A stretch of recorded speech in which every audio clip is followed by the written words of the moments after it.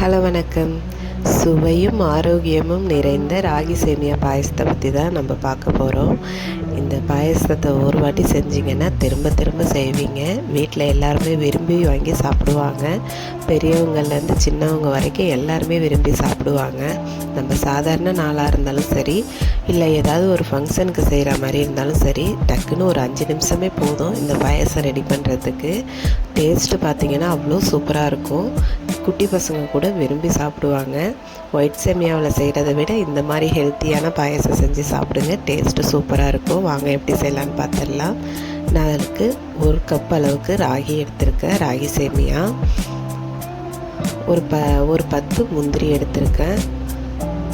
ஒரு 1/4 லிட்டர் அளவுக்கு பாலை தண்ணி ஊற்றி நல்லா காய்ச்சி வச்சுக்கோங்க. ஒரு அடுப்பில் ஒரு வானல் சூடானதும் தேவையான அளவுக்கு நெய் சேர்த்துக்கோங்க. நெய்யில் நல்லா முந்திரியை நல்லா செவந்து வர அளவுக்கு வறுத்து எடுத்துக்கணும். ராகி சேமியாவில் திராட்சை போடணுங்கிற அவசியம் இல்லை. ஸ்வீட் அதிகமாக இருக்கிறனால ராகி சேமியாவில் நான் திராட்சை சேர்க்கலை. நீங்கள் வேணும்னா கூட நீங்கள் சேர்த்துக்கலாம்.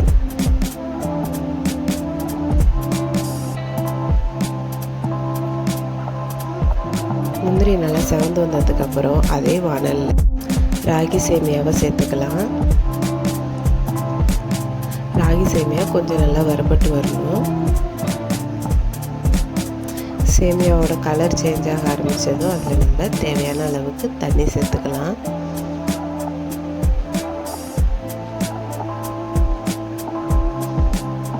இப்போ இந்த அளவுக்கு நல்லா கலர் சேஞ்ச் ஆனால் போதும். ரொம்ப வறுக்கணும் அப்படின்னு அவசியம் இல்லை. இப்போ தண்ணி சேர்த்துக்கலாம். சேமியா முழுகிற அளவுக்கு நல்லா தண்ணி சேர்த்துக்கலாம்.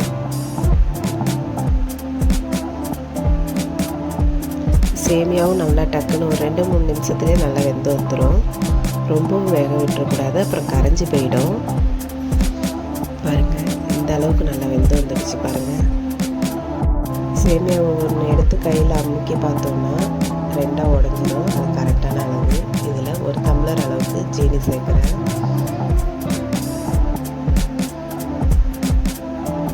ஜீனி சேர்த்ததுக்கப்புறம் சேமியா நல்லா இலக்கம் கொடுத்து வரும்.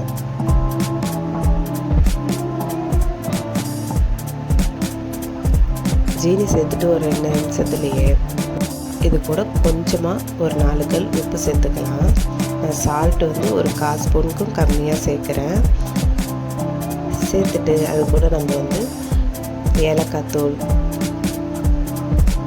அப்புறம் அந்த பொரிச்சு வச்சுருந்த முந்திரி, இது எல்லாத்தையும் போட்டு நல்லா ஒரு வாட்டி பெரட்டி விட்டுட்டு இந்த சேமியா கூட நம்ம காய்ச்சி ஆற வச்சுருந்தா பாலை சேர்த்துக்கலாம். பால் ஓரளவு சூடாக இருந்தாலும் பரவாயில்ல, டக்குன்னு நம்ம சேர்த்துக்கலாம்.